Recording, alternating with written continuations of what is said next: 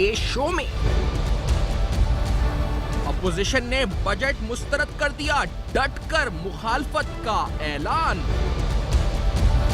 लीगी दौर में 10,600 अरब कर्ज की तफसीलात, हक्काइक बेनकाब। मनी लॉन्ड्रिंग केसेस में बड़ी पेशरफ्त, क्या अहम शवाहिद हाथ लग गए।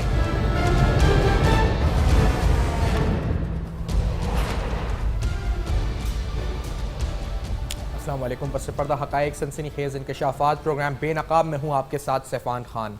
आज बजट के हवाले से शहबाज शरीफ साहब जो अपोजिशन लीडर हैं असेंबली में, उनकी तकरीर के कुछ नुकात आपके सामने रखते हैं। उन्होंने तकरीर में मुतालबा किया है कि बिजली और गैस की कीमतें मई 2018 के लेवल के ऊपर वापस लेके आई जाएं। उन्होंने इसके साथ साथ ये कहा है कि तनख्वाहों में 16 ग्रेड तक के अफसरान के 50% इजाफा किया जाए, टैक्स के हवाले से इस्तिस्ना दिया जाए 1 लाख रुपए तक की जिसकी तनख्वाह है उसको।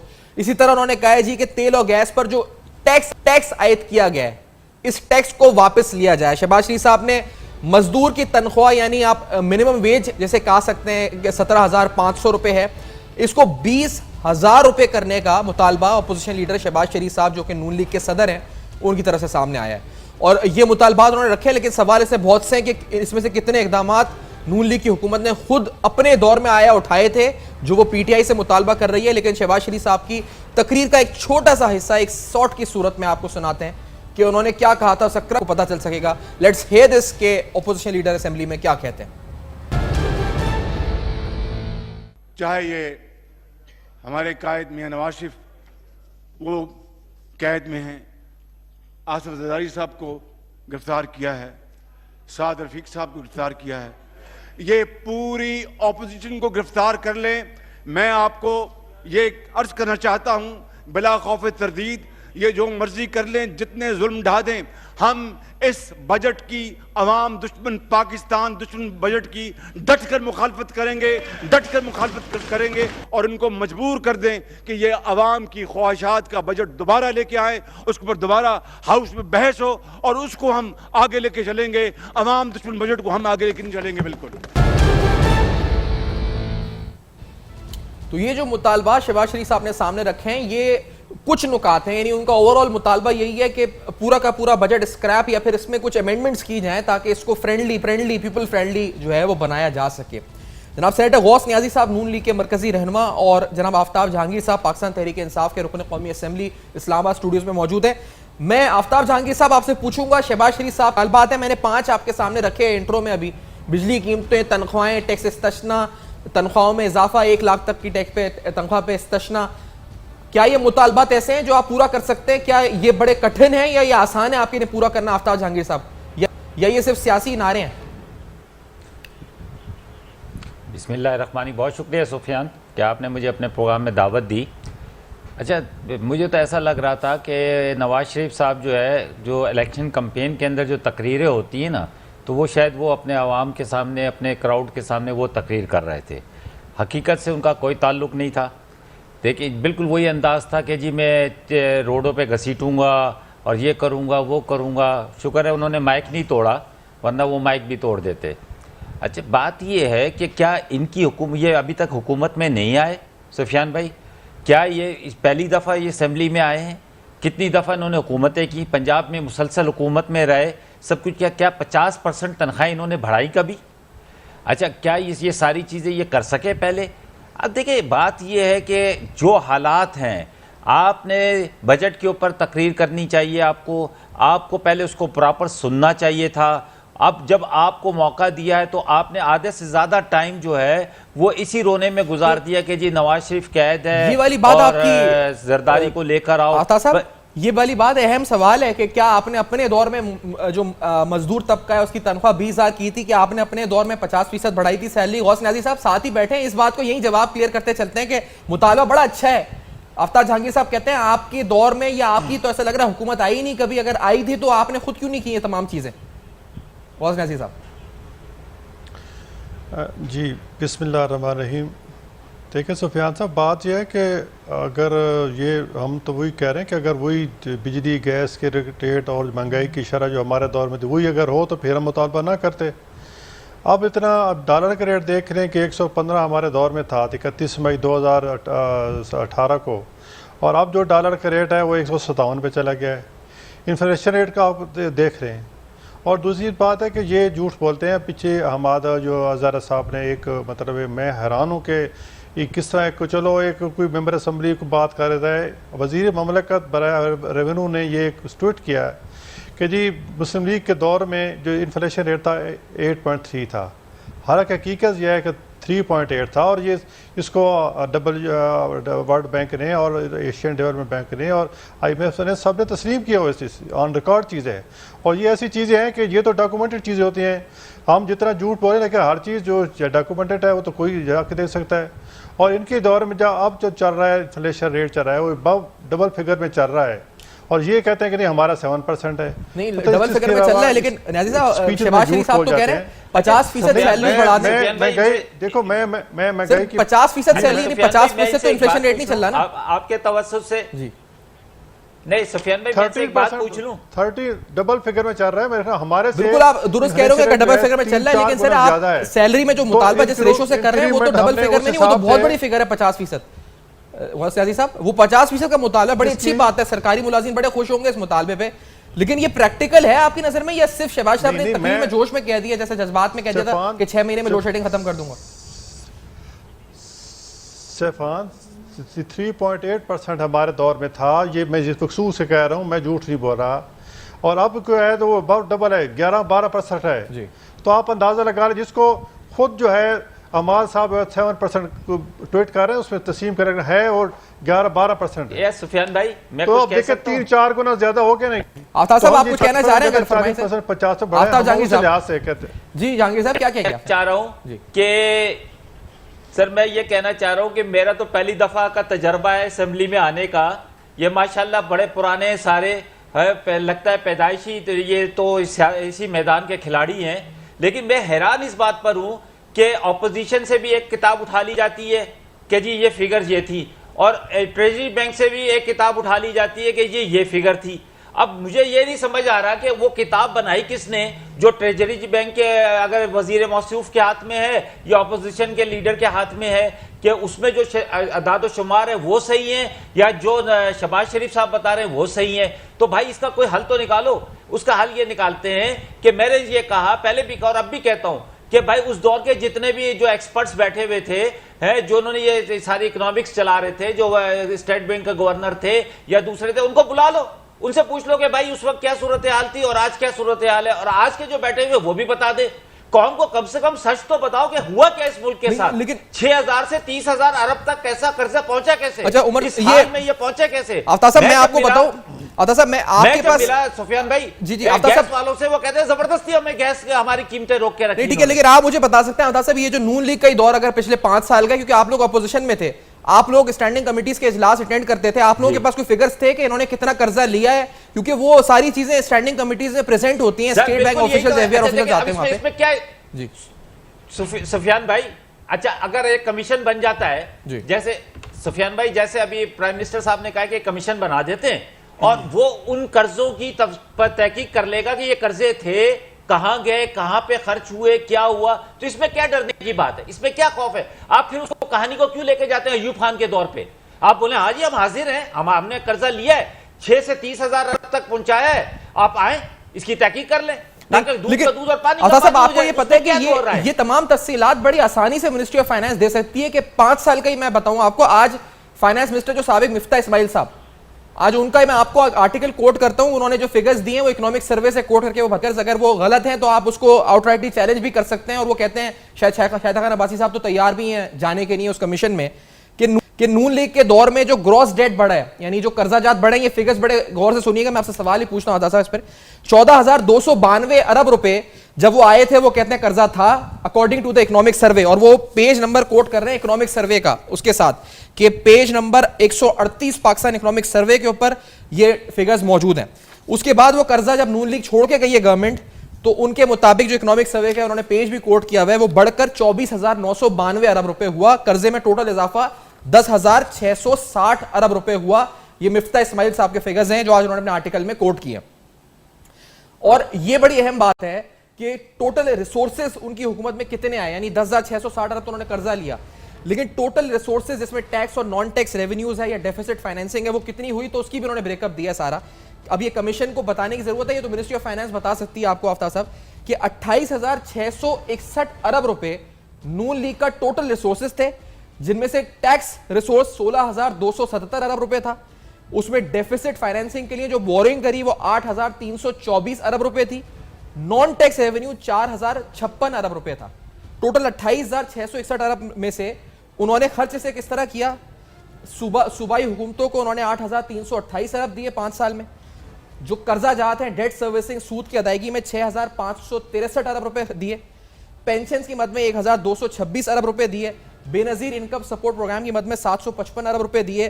ग्रांट्स की मद में 1659 अरब रुपए दिए। जनरल पब्लिक सर्विस में 1440 अरब रुपए दिए। डेवलपमेंट एक्सपेंडिचर्स में 2,819 अरब रुपए दिए और जो सिविलियन गवर्नमेंट को रन करने के लिए 1,379 अरब रुपए दिए।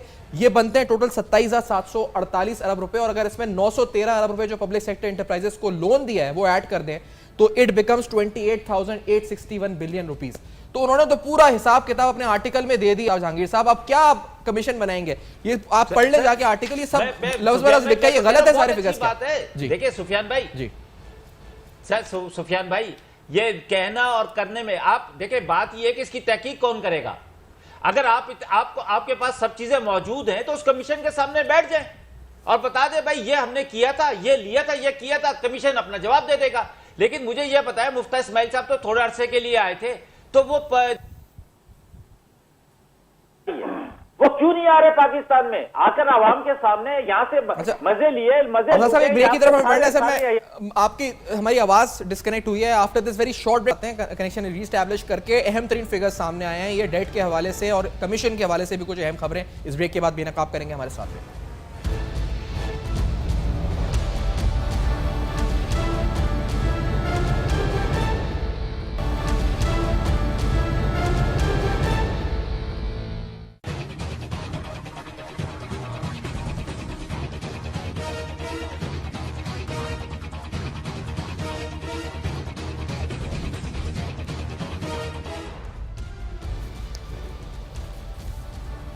Welcome back. आप देख रहे हैं बेनकाब, और बेनकाब में अहम तरीन सवालात, ये जो हिसाब किताब है कि 5 साल में क्या हुआ, ये आज एक फाइनेंस मिनिस्टर दे चुके हैं साबिक अपने आर्टिकल में, और उसमें कुछ पेजेस कोट करके इकोनॉमिक सर्वे के उन्होंने सारे फिगर्स को वैलिडेट किया है कि वो 28,661 अरब रुपए आए कहां और कहां खर्च हुए, और कितना ग्रॉस डेट इंक्रीज हुआ है, यानी 10,660 अरब का जो इंक्रीज हुआ डेट में वो किस तरह खर्च हुआ, ये साबिक वजीर खजाना मिफ्ता इस्माइल देते हैं इकोनॉमिक सर्वे के पेजेस कोट करके। आफ्ताब जहांगीर साहब, आपको मैंने उस वक्त कट किया था, ब्रेक आ गई थी, आप क्या कह रहे थे कि ये मामला अगर यही है, ये फिगर्स इन एक्चुअल है, तो इनको कमीशन में आना चाहिए और अपना मौकिफ दे देना चाहिए कि ये सारे मामलात ये हैं और he should come in the commission, यही बात बोल रहे थे जहांगीर साहब? देखिए सुफियान भाई, बात ये है कि आखिर आप आर्टिकल के जरिए पेश कर रहे हैं, सब कुछ ठीक है, आपकी जो बातें हैं मैं कहता हूँ आप 100% सही हैं। तो फिर आपको क्या एतराज है, एक कमीशन बनाया जा रहा है कि जिसके अंदर ये सब तहकीकात हो जाए कि इस मुल्क का जो कर्जा लिया गया, इस मुल्क के नाम पर जो आवाम के नाम पर कर्जा लिया गया, वो कहाँ पे खर्च हुआ, कैसे खर्च हुआ और कहाँ गया, तो उस पर कोई दो राय नहीं है। एक दफा हो जाना चाहिए ना, ताकि ये कहानी रोज रोज की खत्म हो जाए, वरना ये चलती रहेगी। आज हम कह रहे हैं, कल ये लोग कहेंगे, परसों कोई और कहेगा कि जी ऐसा हो गया वैसा हो गया। तो एक चीज सामने कौम को क्लियर तो होनी चाहिए, कौम को पता तो होना चाहिए कि वो कौम को गिरवी किस बुनियाद पे रखा गया है, कौम को इस हाल पे पहुंचाया कैसे गया, ये सारी चीजें। अच्छा, मैंने अभी एक बात की थी जो शायद आपकी आवाज कट गई थी, अभी अब मेरी आवाज आ रही है आपको? जी जी आ रही। अच्छा, कि देखिए ये मुफ्ती इस्माइल साहब तो बहुत थोड़े से अरसे के लिए आए थे, ठीक है, लेकिन जो एक मुस्तकिल इनके जो है समदी साहब जो हैं, जो कि वजीर खजाना रहे और बड़े जबरदस्त रहे, वो क्यों पॉलिटिकल असालम ले रहे हैं? वो क्यों नहीं आते? वो भी आए, जब उनके लीडर यहाँ पे जेल में है, उनका दूसरा लीडर यहाँ पे मौजूद है, तो वो भी आए और आके कौम के सामने पेश हो। तो वहां पर वहां पे पॉलिटिकल असाइलम, ठीक है आफ्ताब साहब, ये बात ठीक है आपकी कि असाइलम ले रहे हैं, लेकिन ये फिगर्स तो खैर उन्होंने इकोनॉमिक सर्वे से कोट किए हैं, ये इसहाकदार बताए, मिफ्ता बताए, कोई बताइए, तो जिस मर्जी से सर्वे से की होगी जो कमीशन बन रहा है वो सामने कर लेगा। बिल्कुल ठीक है, हमारी और आपकी इस पे लड़ाई की क्या है, हम तो आई एग्री विद दिस 100%। लेकिन सर मुझे एक और बात फिर बताएं, 2-3 लोग ऐसे हैं जो यहाँ मौजूद है पाकिस्तान में, तो उनको भी आप बुलाएंगे कमीशन में? एक तो हफीज शेख है जो 3 साल फाइनेंस मिनिस्टर है पीपल्स पार्टी के, आना चाहिए, उनको बुलाएंगे आप हफीज शेख साहब? अच्छा, दूसरे शौकत तरीन साहब हैं जो वो भी कहीं एडवाइजर मोड में कहीं हैं, कहीं ना कहीं किसी आपकी गवर्नमेंट के। और तीसरे नंबर पर है सलीम मांडीवाला साहब जो कि डिप्टी चेयरमैन सेनेट हैं, जिनको आपने और पीपल्स पार्टी ने वोट देकर डिप्टी चेयरमैन सेनेट बनाया। तो ये तीनों अशखास जो पीपल्स पार्टी के तौर पे जो कर्जे के जिम्मेदार हैं, इन तीनों को बुलाया जाएगा। हफीज शेख से ही पूछेंगे कहां लिया कर्जा, कैसे लिया। सुफियान भाई, बात ये मैं अपनी कब्र में मैंने जाना है, मैं अपनी जमीर के मुताबिक बात करूंगा कि जब कमीशन बनेगा और बने तो उसमें जो लोग भी उस दौर के अंदर मौजूद थे हैं, उनको आना चाहिए। अबव द बोर्ड सारा सबके साथ बातचीत होनी चाहिए, सबसे पूछना चाहिए कि इस मुल्क के साथ आपने ये सब कुछ हुआ तो हुआ क्यों, ताकि लोगों को एक दफा पता चले कि भाई ये हमारे साथ हुआ क्या है जी। तो इसमें कोई दो राय नहीं है। ठीक है, तो आपने आफ्ताब जहांगीर साहब बात बड़ी सही की है, लेकिन आपने पता है आपने बात क्या की, आपने बोला है कि अक्रॉस द बोर्ड होनी चाहिए। मैं भी ये कहता हूं होनी चाहिए। आप कहते हैं कि हफीज शेख साहब को भी इस कमीशन में पेश होना चाहिए, आना चाहिए सर, जो मौजूदा वजीर खजाना शामिल है। अगर इमरान खान भी शामिल है तो उसको भी आना चाहिए, इसमें क्या दो राय है। तो सर ये आप मुतालबा जो है ये सिर्फ आप शो में कर रहे हैं या जाके किसी अपने इजलास में बोले? करता हूँ, नहीं कर रहा मुतालबा, मैं तो हर जगह करता हूं। अच्छा। मेरे बारे में ये मशहूर है कि मैं हर जगह सच और खरी बात करता हूं। मुझे कोई खौफ नहीं है, क्योंकि मेरा ज़मीर मुतमईन है।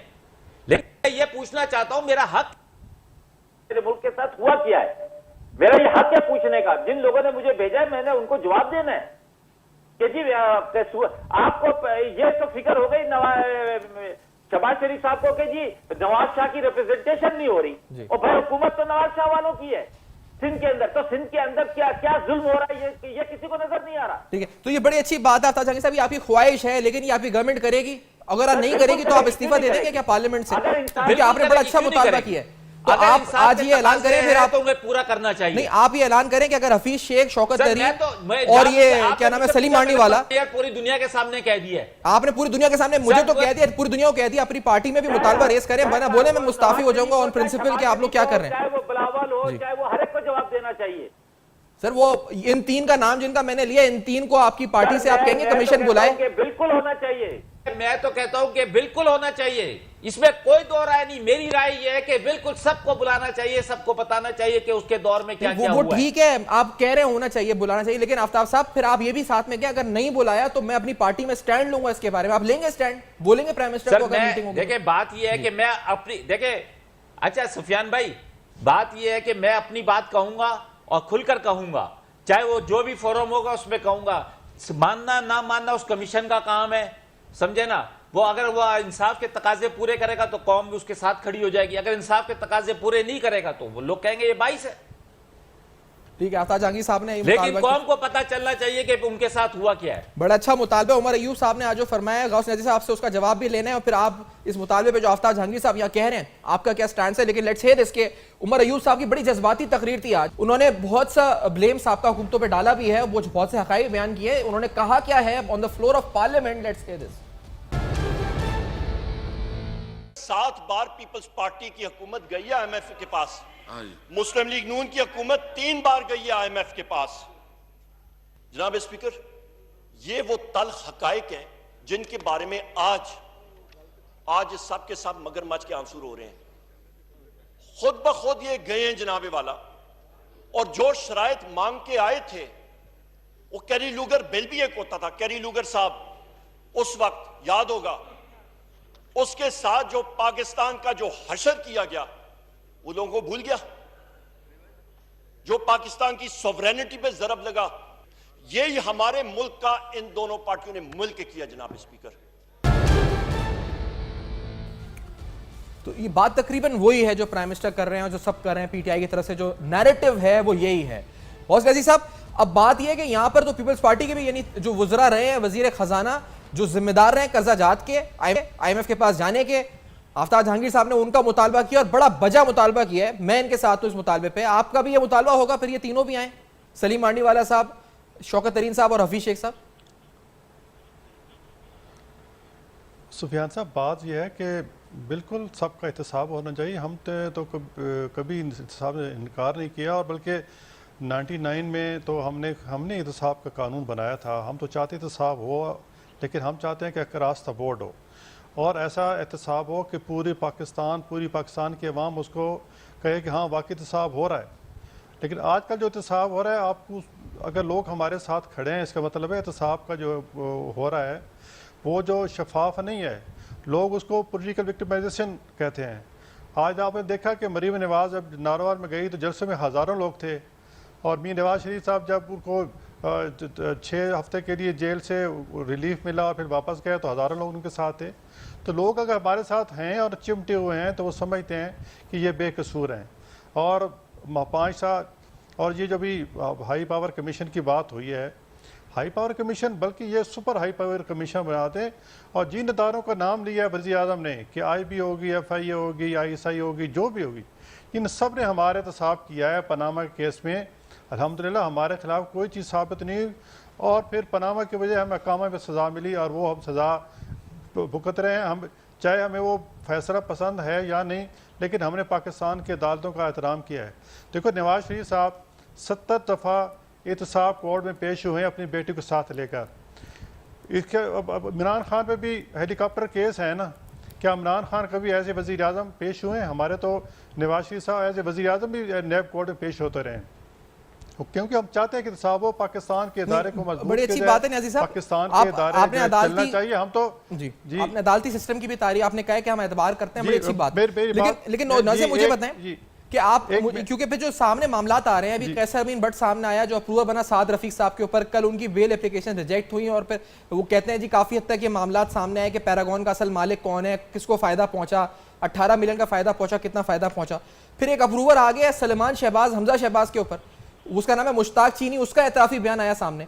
ये सब अदालती अमल से हो रहा है, ये नैब है, अदालती अमल है, पूरा जो प्रोसीजर है मजिस्ट्रेट को बयान देता है, उसमें बयान के अंदर बताता है कि किस तरह 60 करोड़ रुपए उसने यहां से टीटीज करी, फेक लोन एग्रीमेंट्स किए, सुलेमान शहबाज का पैसा ब्लैक को व्हाइट किया, और वो एक बार नहीं तवातुर से 2014 से कर रहा था। बैंक गल्फला की कौन कौन सी ब्रांचेस से वो काम करता था, बादामी बैंक अकाउंट नंबर उसने दे दिए सारे, एक 50 करोड़ रुपए की ट्रांजेक्शन, एक 10 करोड़ रुपए की ट्रांजेक्शन। तो ये क्या हो रहा है इस वक्त गौस न्याज़ी साहब? ये भी तो फिर अदालती अमल से हो रहा है, इसको भी रिस्पेक्ट दें फिर आप लोग, ये जो हो रहा है। नहीं, अदालती अमल, पहले अदालत ने हमें बुलाया, हम गए, हमने अदालती तमाम एहतराम किया। उन्होंने नवाज शरीफ साहब को डिस्क्वालीफाई किया, और कोर्ट के फैसला आने से पहले नवाज शरीफ ने रिज़ाइन दे दिया। हम तो अदालतें भुगता चुके हैं, हम जो भी अदालत फैसला करेगी एहतराम करेंगे। लेकिन नैब का जो कानून है या नैब का जो है वो एक पॉलिटिकल वेकेबेसी के लिए इस्तेमाल हो रही है। आप देख रहे हैं कि हमारे बंदे पकड़े जा रहे हैं, हमारे खिलाफ मुश्ताक चीनी भी आ रहा है, हमारे खिलाफ मुश्ताक रूसी भी आ रहा है, इनके खिलाफ तो कोई भी नहीं आता, वादे माफ़ बनाए जा रहे हैं। तो ये तो मतलब जो हम तो अभी भी चलो ये तो अभी प्रोसेस में, हम ज़्यादा इसको डिस्कस नहीं करते हम, लेकिन जो भी फैसला करेंगे, अब इस नैब कोर्ट के बाद हमारे पास हाई कोर्ट है, सुप्रीम कोर्ट है, हम उम्मीद है कि अल्लाह ताला से कि इंशाल्लाह हमें इंसाफ मिलेगा। बाकी आप एक बात तो बेची रह गई थी, वो IMF कर्जों की थी। लेकिन सारी कौमें लेती हैं। इसके बाद फिर IMF कर्ज उमर अभी बात है, अगर ये बातें सारी झूठ है जो मुश्ताक चीनी कह रहा है, क्योंकि अकाउंट नंबर के साथ कह रहा है, ये तो प्रूफ हो सकता है, ट्रांजैक्शन स्टेट बैंक के पास, सारा बैंकों के पास रिकॉर्ड होता है, और क्या पता झूठ भी हो ये बातें कि फेक बनाया गया हो। लेकिन सलमान शहबाज आ जाए यहाँ पर, आकर डिफेंड कर दें, बोल दें आके कि ये गलत है, ये बयान गलत है, ये सबूत है, ये बैंक स्टेटमेंट है, कोई 60 करोड़ पे मेरे अकाउंट में नहीं आया, कोई वकार ट्रेडिंग कंपनी ने नहीं 10 करोड़ पे ट्रांसफर किए, कोई मैंने फेक टीटीज नहीं करी, लोन एग्रीमेंट नहीं किए, ये दस्तखत मेरे नहीं है, ये एग्रीमेंट मेरे नहीं है, ये स्टैम्प पेपर मेरे नहीं है। तो बड़ा आसान है ये अमल में हिस्सा बनना। अगर उनको अदालत पे एतबार भी है यहाँ की माशाल्लाह से जो आप कह रहे हैं, तो फिर आ जाए यहाँ पे करें डिफेंड। बिल्कुल, सलमान शहबाज आएंगे, इसहाक डार आएंगे। देखो इमरान खान को आर्टिकल 6 के साथ पीठ पे हमला करेंगे, वज़ीर आज़म पर हमले करने के उसके खिलाफ केस हुआ था, और अदालत उन्हें बुलाती रही, 4 साल वो इश्तारी रहे। तो उस वक्त ना किसी ने आवाज़ उठाई और ना किसी ने कोई शोर शराबा किया, सारा चीज़ दब गई। जलसे जुलूस होते रहे, किसी के पाकिस्तान में जलसे जुलूस कर रहा था, उसी अदालतों को गालियाँ दे रहा था, किसी ना अदालत ने उनको पकड़ा ना इंतज़ामिया ने पकड़ा उनको, चूँकि वो अनोखा लाडला है, वो बर्दाश्त करता रहा। देखो हम भी इंशाल्लाह सलमान शहबाज भी आएंगे और साख डार, मैं आपको गारंटी देता हूँ आएंगे। लेकिन आप देखो ना, कुछ ऐसे हालात होते हैं जो हम नहीं कर सकते। जब अदालतों से जब हम नैब से जब ये होगा कि ये पोलिटिकल एडमिनिस्ट्रेशन, इस पे नैब पे वज़ीर आज़म का प्रेशर ख़त्म हो गया, या वज़ीर आज़म साहब प्रेशर नहीं डाल रहे इंशाल्लाह, तो हम जब इंसाफ की तवक्को की तब इंशाल्लाह ज़रूर वो पेश होंगे। और नैब के जो चेयरमैन अभी पिछले दोनों जो एक जवेद चौधरी साहब का इंटरव्यू दिया है, उसके बाद तो मेरे ख्याल में हमें कोई नैब को किस तरह इस्तेमाल किया जा रहा है, हमें तो नैब पे जो है किसी बात करने की ज़रूरत नहीं है।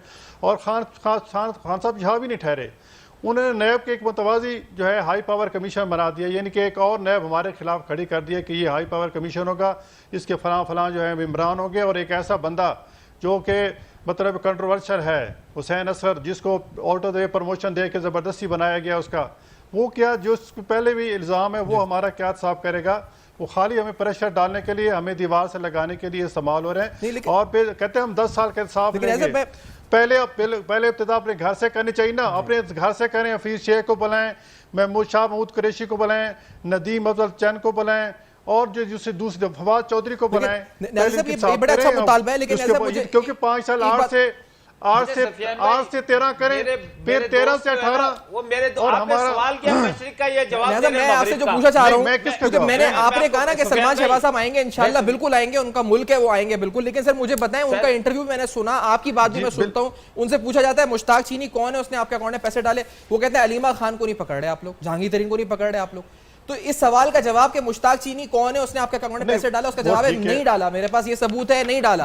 लेकिन उसका जवाब क्या आता है? अलीमा खान को पकड़े, जहांगीर तरीन को पकड़े। तो इसका ताल्लुक क्या है अलीमा खान और जो मुश्ताक चीनी का? क्या सर एक ब्रेक का कहा जा रहा है, इस ब्रेक के बाद जवाब ब्रेक में साथ रहेगी।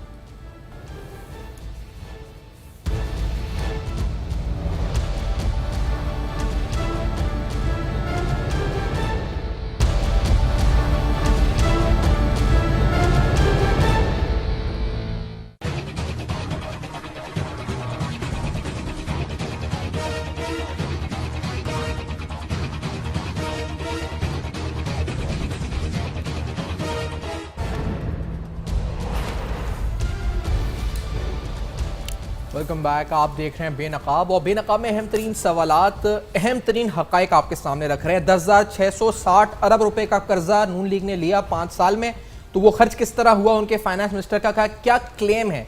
पीटीआई कहती है कि अगर क्लेम ये है जी कि हमने 28,000 अरब रुपए जो हमारे रिसोर्सेज थी नून लीग ने खर्च किए और इस तरह से इन अकाउंट्स में खर्च किए, तो वो कमीशन को पेश कर दें, कमीशन के सामने सबूत के साथ बैठ जाएं। ये बात है तो फिर सवाल है जी कि हफीज शेख साहब भी बैठेंगे पीपल्स पार्टी का जवाब देने के लिए कि उस 3 साल के दौर में शौकत तरीन साहब और सलीम आर्नीवाला साहब भी बताएंगे कि उन्होंने क्या किया, नवीद कमर साहब भी। लेकिन आज एक और खबर भी आपके सामने रखते हैं। मजहर अब्बास साहब का भी एक आर्टिकल था और उसमें उन्होंने कोट ये किया कि कुछ सोर्सेस को कोट करते हुए उन्होंने कहा कि sources close to the premier disclose in the recent week that he was briefed in detail, yani Prime Minister was briefed in detail about the progress in mega corruption and money laundering investigation against People's Party and PMLN leaders and was assured about some good news. कुछ अच्छी खबर के बारे में assurance दी गई थी to prime minister को, और उस अश्योरेंस के बाद मजहर अब्बास साहब एक बड़े क्रेडिबल सहाफ़ी हैं, वो कहते हैं उस अश्योरेंस के बाद प्राइम मिनिस्टर ने फैसला किया कि वो कॉन्स्टिट्यूट करें this high power commission on inquiry of the loans taken in the previous 10 years। 10 साल के कर्जा जात की इंक्वायरी के लिए इसके बाद फैसला हुआ। मरीम नवाज साहबा ने आज जो स्टेटमेंट दी है बजट के बारे में और कुछ अहम सियासी मामलात पर, ये भी आपको सुनवा, गुफ्तगू वहीं से शुरू करते हैं। Let's say this. बचपन से सुनते आए हैं कि कानून अंधा होता है, लेकिन ख़ास तौर पे जो नैब का कानून है उसकी तो बहुत बड़ी बड़ी आंखें भी हैं। उसको दूर से ये नज़र आ जाता है कि ये जो शख्स है ये चाहे बेगुनाह सही, इसका ताल्लुक PMLN से है, इसके ऊपर मुकदमा बनना चाहिए। इसका ताल्लुक पीपल्स पार्टी से है, इसके ऊपर अभी कोई चीज़ साबित हुई है नहीं हुई, इनिशियल स्टेज है, उसमें उसको पकड़ लेना चाहिए। जितनी पकड़ धकड़ हो रही है, जितनी इस वक्त घबराहट का जाली हुकूमत की तरफ से मुजाहरा किया जा रहा है, इसका ये मतलब है कि बजट के मामले में उनको बहुत बड़ी मुश्किल का सामना है और उनके लिए ये आसान नहीं है। इसलिए उनको ये चुन चुन के ऑपोजिशन के लोगों को गिरफ्तार भी करना पड़ रहा है ताकि उनकी जो वोटिंग स्ट्रेंथ है उसमें बेहतरी आए, और मामलात इतने आसान नहीं है उनके लिए। फिर इसी तरह चेयरमैन पीपल्स पार्टी बिलाल भुट्टो साहब ने भी बजट के बारे में क्या कहा और साथ साथ प्रोडक्शन ऑर्डर्स के हवाले से जो सियासत हो रही है इस पर क्या कहा, ये भी आप जरा सुनिए। अब 1 वीक से ज़्यादा चल रहा है, हम हर फोरम पे लड़ रहे हैं और सदर ज़रदारी बाइज़्ज़त बरी होंगे, लेकिन जनाब स्पीकर, आप नवाबशाह के अवाम, नॉर्थ वज़ीरिस्तान और साउथ वज़ीरिस्तान के अवाम और लाहौर का अवाम को इस बजट प्रोसेस से कैसे आउट रख सकते हो? आप कैसे उनको अपना हक अदा नहीं करने दे रहे हैं? It is very important. ये जो चल रहा है ये इस जमहूरियत का, इस हाउस का तौहीन है। मैं एक बार फिर आपके सामने मुतालबा कर रहा हूं कि जो हमारा हक है, जो हमारा राइट है, जो मुसलसल से एक रवायत इस हाउस में चल रहा है, वो आप पूरा करें। और सदर जरदारी का और बाकी जो MNAs है जो अरेस्ट हुए हैं, जिनका प्रोडक्शन ऑर्डर नहीं निकले हैं आज तक, अब वो भी निकालें। तो सवाल को एक बार फिर लेके चलते हैं अपने पैनल की तरफ इस्लामाबाद में। गौस याज़ी साहब, मैंने पूछा आपसे था कि जब ये मामला है मुश्ताक चीनी का कि उसने 50 करोड़ या 60 करोड़ मुबैना तौर पे वाइटन किए, मुबैना क्योंकि अभी तक प्रूफ नहीं अदालत में बयान उसका सामने आया, तो फिर इसका जवाब ये है जी कि मैं बैंक स्टेटमेंट के साथ कहता हूं कि मैंने कोई पैसा वाइट नहीं किया थ्रू मुश्ताक चीनी और ये मेरी ट्रांजैक्शंस है बैंक की, देख लें आप।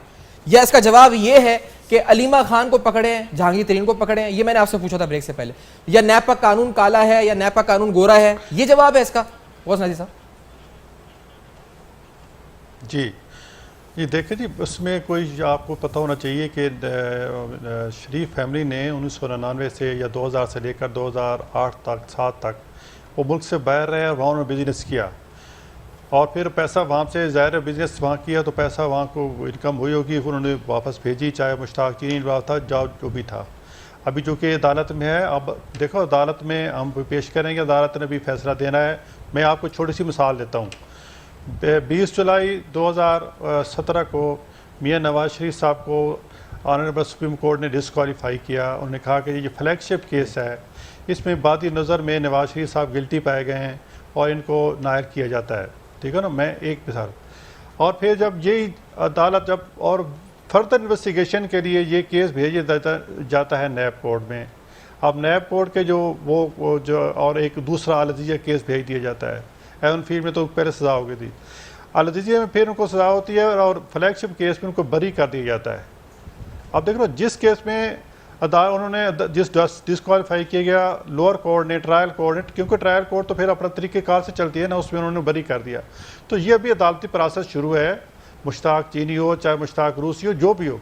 और एक और बात बताऊं कि कुछ चीज़ें मीडिया पे ऐसी आ जाती हैं जिनका हकीकत से कोई तलक नहीं होता, बाद में ये तरदीद आती रहती है। आपने देखा कि सुप्रीम कोर्ट के सुप्रीम कोर्ट के जब समात बहुत से केसों की हो रही थी तो जस्टिस साकिन साहब ने कई दफ़ा कहा था कि हमने तो ये खबर नहीं चलाई थी। एक फैसला हाई कोर्ट ने दिया था और जब अगले दिन हाई कोर्ट जो समाज शुरू तो पहली बात ये की थी साकिन साहब की हाई कोर्ट ने ऐसे कोई फैसला नहीं दिया। ये तो बयान एक आ चुका है ना सामने कागजात की सूरत में, इस पर तो साइन हुए हैं, उसके मजिस्ट्रेट के सामने बयान है। लेकिन आप सही कह रहे हैं कि ये साबित नहीं हुआ अदालत से, तो अभी इसको बैठ के इस पे ज्यादा बहस नहीं। लेकिन मैं तो ये बोला था ना कि इसका जवाब तो दुरुस्त दे। इसका जवाब जो आपने बोला, ठीक है जी हमने बिजनेस किया था, मुश्ताक चीनी शायद इन्वॉल्व, तो अदालत में प्रूव हो जाएगा। ये जवाब तो नहीं है ना कि अलीमा खान को पकड़े, जहांगीर तरीन को पकड़े। और अगर नैब का कानून काला है माजरत के साथ गौस नाज़ी साहब, तो उसके जिम्मेदार भी आपकी गवर्नमेंट है, क्योंकि पीपल्स पार्टी PMLN ने वादा किया था कि नया नैब बनाएंगे, नया कानून बनाएंगे, क्यों नहीं बनाया 10 साल में? उसके जिम्मेदार भी आप लोग हुए ना नाज़ी साहब।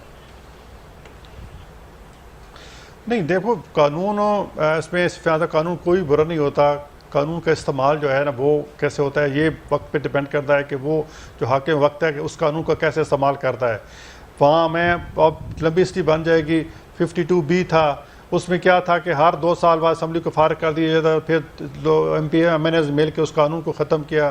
फिर अब आर्टिकल 184(3) का कभी इस्तेमाल 73 का आइन हुआ है, 73 में आइन बनाया और फिर 40-50 साल में 184(3) का कहीं भी इस्तेमाल नहीं हुआ, अब आके इस्तेमाल हुआ है। तो आप कानून से कुछ जिस तरह मोल्ड करना चाहिए कर सकते हैं। मैं इस डिटेल में नहीं चाहता, हमारे जज साहबान जो कि फैसला करते हैं तो हमें बीइंग पाकिस्तान का फैसला कबूल करना पड़ता है। तो हम तो अदालत जो फैसला करेगी और उनका जो लेकिन आपके लीडरान कह रहे हैं नैब का कानून काला है, आप नहीं कह रहे, आप नहीं कह रहे, लेकिन आपके लीडरान कह रहे हैं नैब का कानून काला है। देखो नहीं, कानून तो है, कानून में कानून कोई बना, देखो आइन है तो उसमें 29 तरामीम हो चुकी हैं, तो हर वक्त मुनासबत है कानून में बेहतरी की गुंजाइश होती है, ऐसे में होना चाहिए। बल्कि जब ये अवान शुरू हुआ तो फवाद चौधरी ने पहले दिन ये बात की थी कि हम समझते हैं कि नैब का कानून जो सही नहीं है, हम इस पर तस्दीक के लिए बिल लाएंगे, लेकिन अभी तक बिल नहीं लाए। यानी कि वो भी महसूस कर रहे हैं कि इस कानून में सुकम है, इसको दोबारा बनना चाहिए या इसमें तरमीम होनी चाहिए। तो ये तो ये लेकिन ये बिल है, ये हुकूमत की जिम्मेदारी है। मैं अपने दोस्त से पूछता हूँ कि 10 महीने हो गए पार्लियामेंट को, या 9 या 10 महीने हो गए, आज तक कितनी कानून साजी की है? 10 साल में पीपल्स पार्टी पीएमएल ने भी नहीं की, इन्होंने 10 माह में भी नहीं की। आपने 10 साल में नैब को नहीं चेंज किया, तो ये 10 माह में कैसे कर देंगे? मैं हमारे आप कानून साजी जनरल बात कर रहे हैं। मैं भी बैठा हूं। अच्छा आफ्ताब साहब, मैं आपसे पूछना चाह रहा हूं सवाल ये, इन्होंने आफ्ताब जहांगीर साहब, आप ही से पूछ रहा हूं मैं, इस पे बात नहीं हुई इन्होंने, क्योंकि सवाल ऐसा वो आ गया था मुश्ताक चीनी का, इसलिए मुझे डिटेल में मौक़िफ़ लेना था। आफ्ताब जहांगीर साहब ये मुझे फरमाएं, क्योंकि नून लीग ये कह रही है कि हमने 2819 अरब रुपए, ये भी उनके फाइनेंस मिनिस्टर का बयान है, 2819 अरब रुपए डेवलपमेंट एक्सपेंडिचर पे खर्च किए, जिसके अंदर हमने पावर प्लांट्स लगाए, हवेली बहादुर शाह बिक्की पावर प्लांट लगाया, तरबेला का 4th एक्सटेंशन किया, नीलम झेलम पावर प्रोजेक्ट किया, कच्ची कनाल। सर वो तो आप ही वो उमर अयूब ने उसका जवाब दे दिया है। लेकिन सर आप प्राइवेटाइजेशन में 2 एनर्जी प्लांट्स बेच रहे हैं, उसके उनके दादा के कारनामे थे, वो नवाज शरीफ वो तो कह रहे हो सकता है कि नहीं सुफियान भाई, वो तो ये प्लांट्स आप बेच रहे हैं सर, प्राइवेटाइजेशन के यहाँ पे रखे हैं कि शहबाज शरीफ और नवाज शरीफ कहेंगे पाकिस्तान बनाने का नजरिया भी हमने पेश किया था। नहीं तो मैं वो बात नहीं कह रहा, मैं कह रहा हूँ LNG power plant, Bhikki power plant, Haveli Bahadur Shah, ये आपने प्राइवेटाइजेशन की लिस्ट में रखे हैं। $1 खरब आप फोर्सी कर रहे हैं, इसके जरिए पैसा आएगा। ये तो नून लीग ने बनाया ना, ये तो क्या किसी और ने बनाई ये power plants, LNG power plants? सुने सुफियान भाई, मैं जो आपको बता रहा हूँ, इशू ये है कि क्या नवाज शरीफ साहब ने ये नहीं कहा कि अगर मेरे पास असासे ज्यादा है मेरी आमदन से तो आपको क्या ये नहीं कहा कि मोहतरमा मरियम नवाज साहबा ने कि जी अगर मेरी कोई प्रॉपर्टी, कोई नाम भी कोई दूर दूर तक भी हो तो मेरे को जो चाहे सजा दे दें आप? क्या ये नहीं कहा हसन हुसैन ने कि अल्हम्दुलिल्लाह ये हमारे हैं? क्या ये नहीं कहा, ये शो किया कि कतरी खत हमारा है? ये सारी चीजें तो ऑन रिकॉर्ड है ना। तो क्या कौम इस बात के हक बजानिब नहीं है कि वो पूछे कि भाई वो कौन से मीन्स थे कि जो तुम्हारे पास तो आ गए, आम पाकिस्तानी के पास नहीं आते, मेरे पास नहीं आते, आपके पास नहीं आते हैं? हम भी तो इसी मुल्क के शहरी है ना, हमारी भी वो ख्वाहिशात है, हमारे बच्चे भी वही सब कुछ चाहते हैं कि वो भी BMW में घूमे, वो भी मर्सिडीजों में घूमे, वो भी 50 हजार कनाल के ऊपर महल बनाए। भाई कैसे बना ले भाई? सारे हुकूमत के खर्चे पे बनाएंगे आप, सारी जिंदगी हुकूमत के खर्चे पे चलाएंगे आप, अपने घर के बाहर की दीवार तक हुकूमत के खर्चे पे बनाएंगे, फिर पूछते हैं कि जी पैसा गया किधर? फालूदा वाले के पास से जो पैसे निकले वो किसके अकाउंट में गए? क्या ये सबको पता नहीं है? किसके अकाउंट बता दे, किसके अकाउंट में? क्या बिलावल के अकाउंट में गए? कहाँ क्या बिलावल? अब ये तो आपका ऑन रिकॉर्डेड है, नाजी साहब ऑन रिकॉर्डेड है। अब ये चीना साहब ने जो कहा है और रूसी साहब ने जो कहा है बगौल इनके, तो ये तो बैंक के डॉक्यूमेंट से ये बता देंगे जी किसके अकाउंट में गए, कहां से आए, कैसे गए। तो इसमें कौन सी ऐसी बड़ी बात है? अगर ये सब चीजें क्लियर हो जाए तो इसमें क्या परेशानी आपको? आपको क्या परेशानी? मैं भी कह रहा था अकाउंट नंबर मौजूद है, सुपर हाई कमीशन बने, हम तो तैयार है। तो फिर इसको आप अभी छोटे से कमीशन में तो आप परेशान हो गए, सुपर हाई कमीशन की बात कर रहे हैं। सुपर हाई कमीशन बनेगा तो पता नहीं वो जो इत्तेफाक फाउंड्री के अंदर ट्रेनें जाती थी जिसका इंजन बाहर नहीं आता था, उस तक पहुंच जाएगी बात। नहीं आप मुझे आफ्ताब साहब एक बात बताएं, आफ्ताब साहब आप कर रहे हैं, हम थोड़े, हम तो परेशान नहीं, हम तो 9 माह है ना आफ्ताब साहब, आपके 9 माह के अंदर भी आप 4000 अरब कर्जा ले चुके हैं। बन गए तो बनाए, काम करें, बिस्मिल्लाह करें, 2008 से शुरू करें, 18 तक हैं, हफीज शेख और शुरू करें। उससे आगे हैं सर, उससे आगे आफ्ताब साहब, आपकी हुकूमत भी 4 या 5000 अरब कर्जा ले चुकी है, उसका भी हिसाब देना पड़ेगा ना आपके सामने।